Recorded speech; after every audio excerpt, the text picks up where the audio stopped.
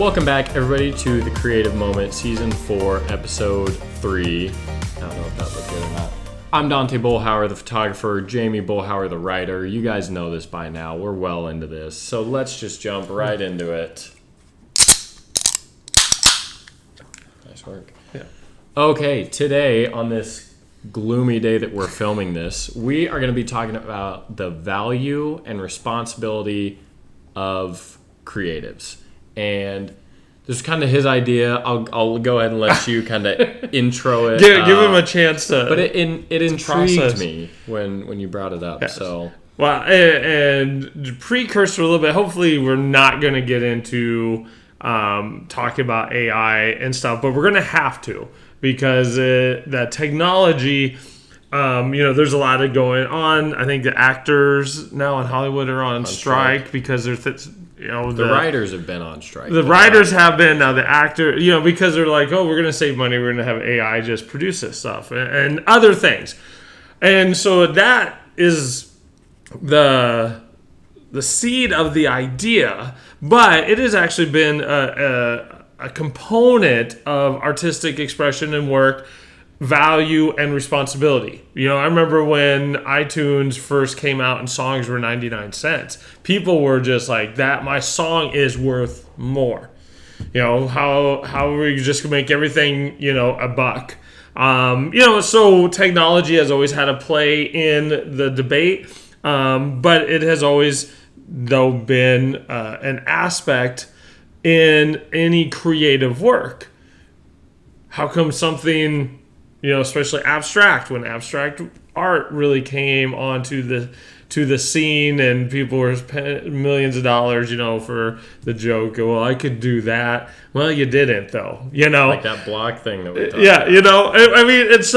And now we have NFTs and stuff, and so it's an interesting argument at this juncture, and in that sense, because we're both creatives and you get asked all the time, because this is your job, like, how much does this cost? What is this? And you have to set up value for your work and things. But there's also the point of responsibility and where art or creative expression sits in the overall cultural dialogue of the times. Yeah. And well, I think the first thing that came to mind as you were explaining that was art has a big part in just the history of the world, right? Like, even if you go back to like what do you call them? The cave drawings or whatever. Hieroglyphic? No, that's Egyptian. No, that's Egyptian. Whatever.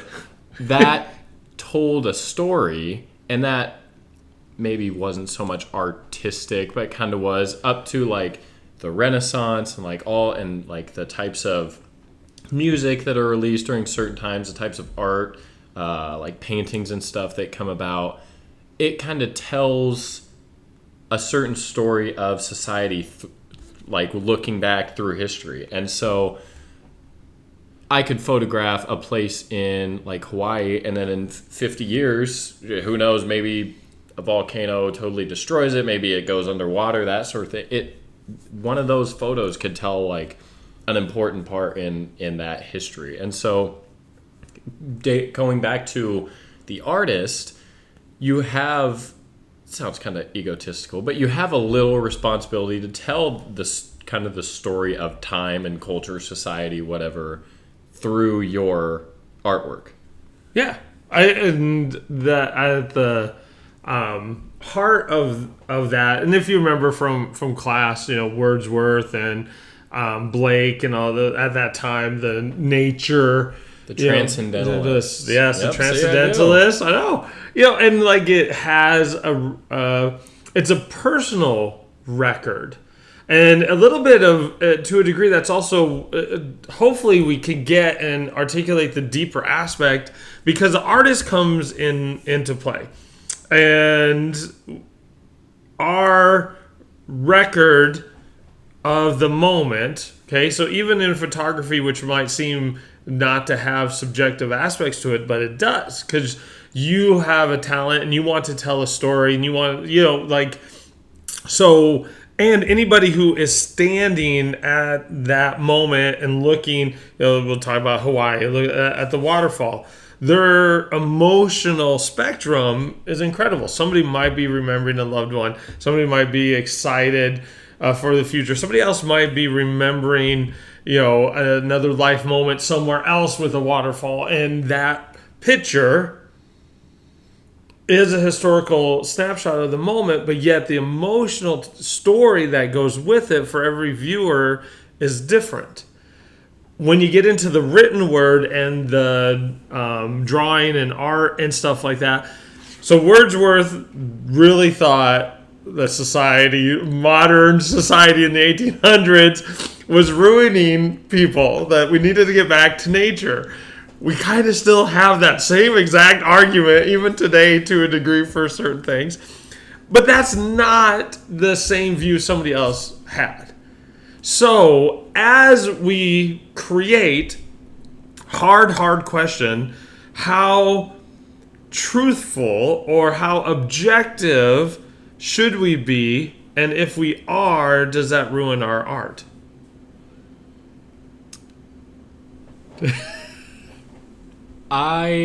So this is kind of somewhat of a controversy, especially now with AI, with like Photoshop and editing images. Yep.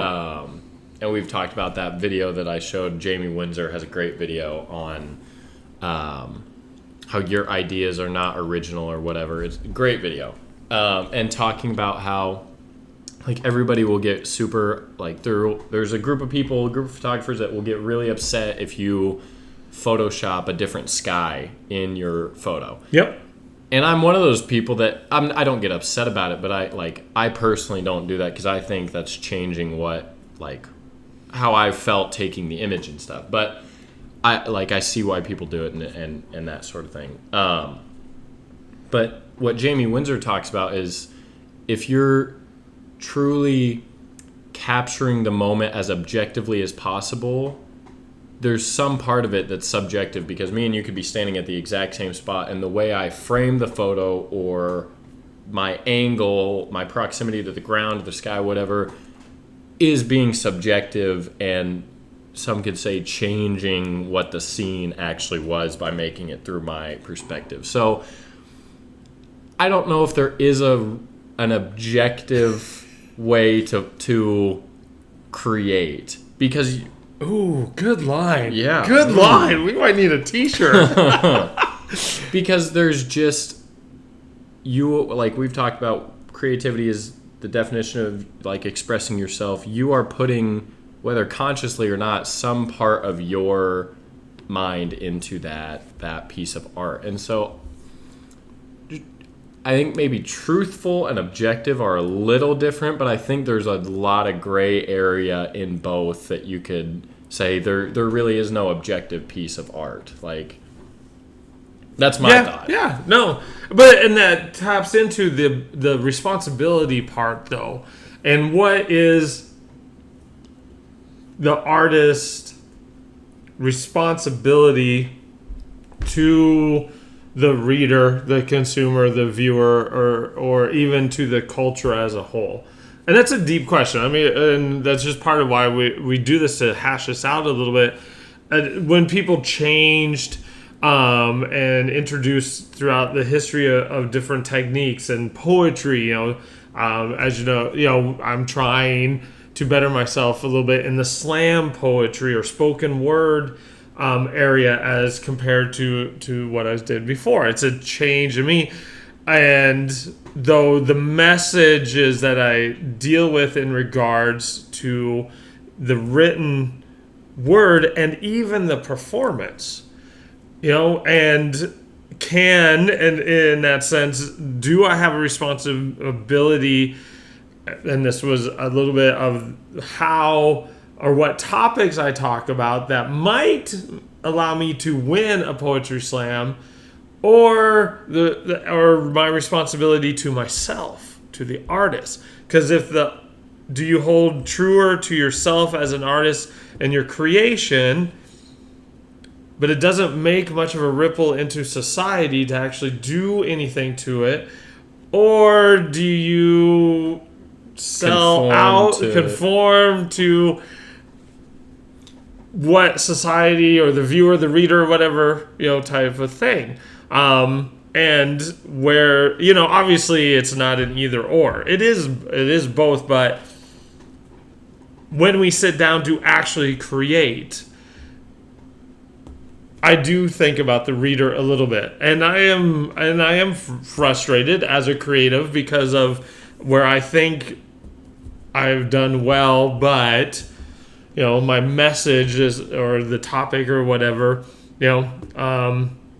and so they don't see it, because in slam poetry you get judged, so you get a value of what people think about, it's slow. You have to swallow your pride a little bit. You gotta sit there and okay, because it's instantaneous, Yep.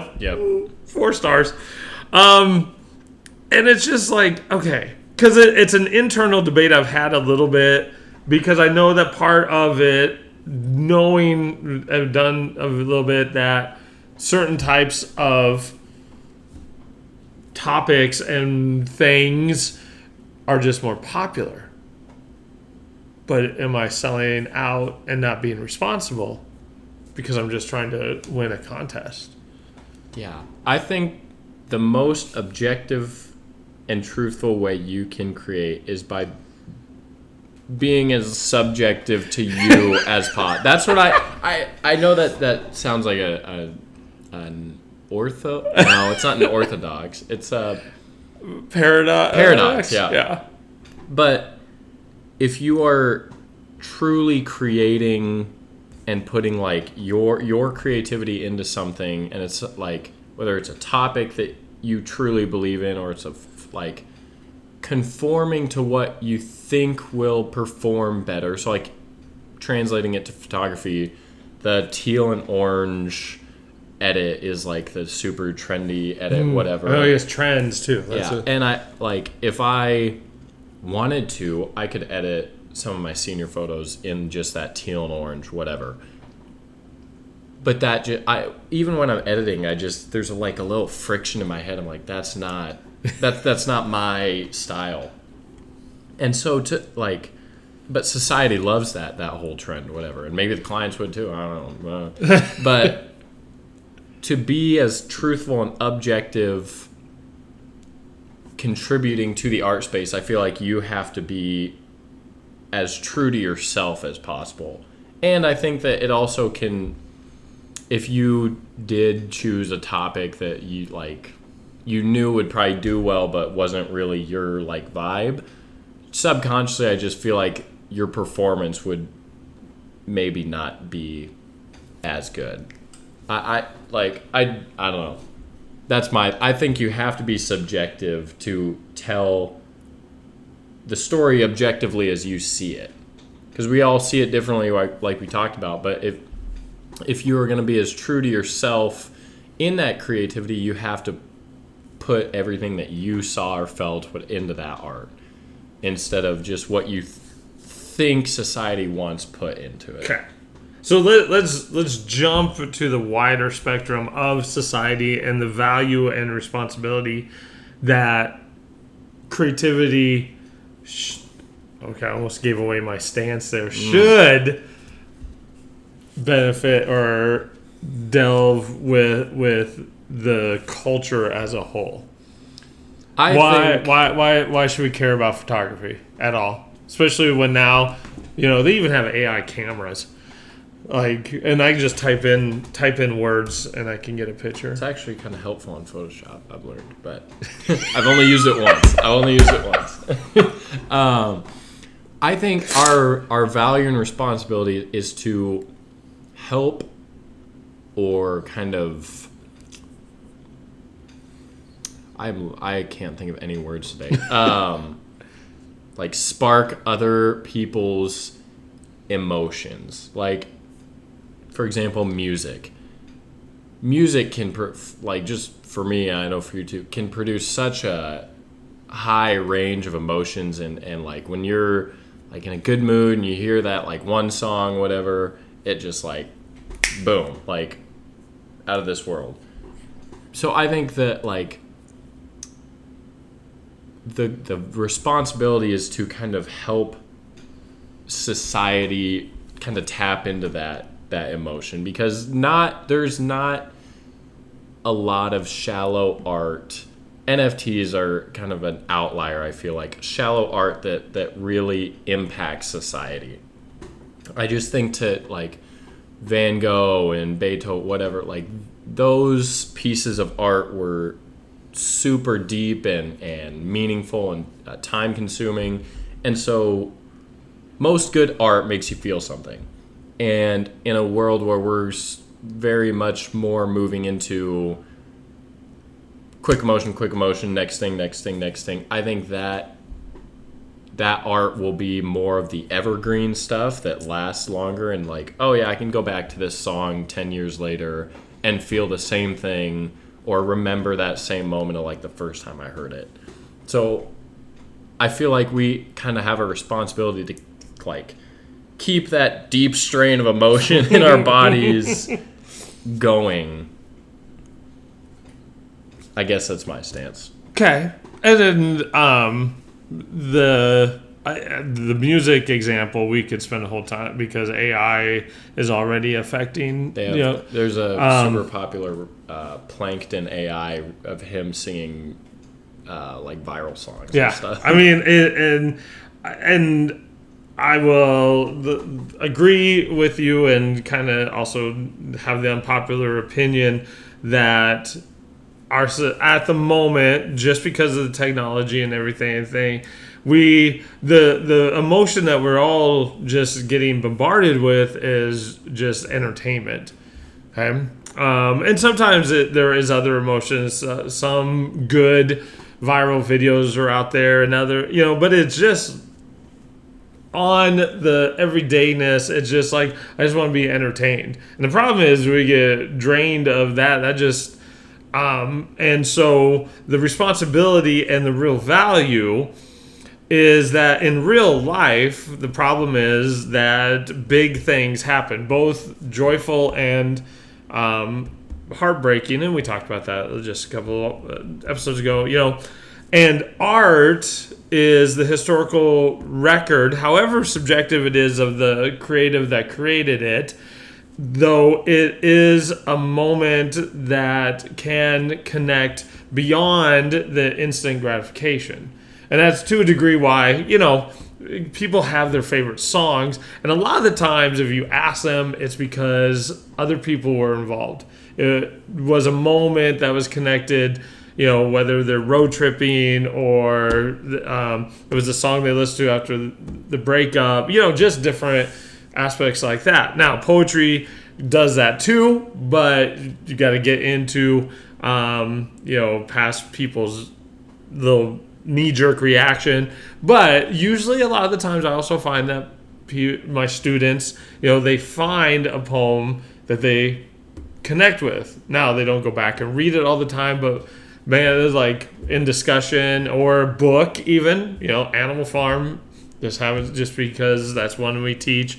Lots of people reference that, and I, over the years, have had students come back with media that I've introduced in class. So the value is, and here's the unpopular opinion and why AI will never be as good as humans, is because it cannot experience life as a human. It cannot enjoy blueberry muffins. It can describe it, give me a recipe. It can even gather other people's opinions about it, but it will never eat a blueberry muffin. It will never know that experience. And it will never have a tradition connected as we do, or taste it, or make it, or anything.